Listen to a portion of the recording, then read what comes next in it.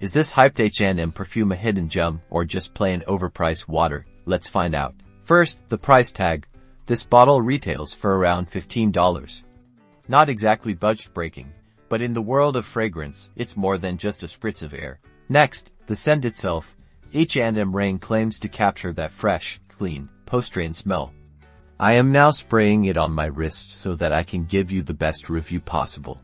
Initial impressions. It's undeniably fresh, slightly aquatic. It has a clean, airy quality, not getting that heavy, artificial scent, which is a plus. Let's talk longevity. This is where things get tricky. After about an hour, the scent started to fade. By hour 3, it was barely noticeable on my skin. The verdict, for the price, it's a decent fresh scent for everyday wear. But, because it fades so quickly, you might need to reapply it. So if you like that, it might be worth it. If you are looking for an all-day lasting perfume, this is a skip.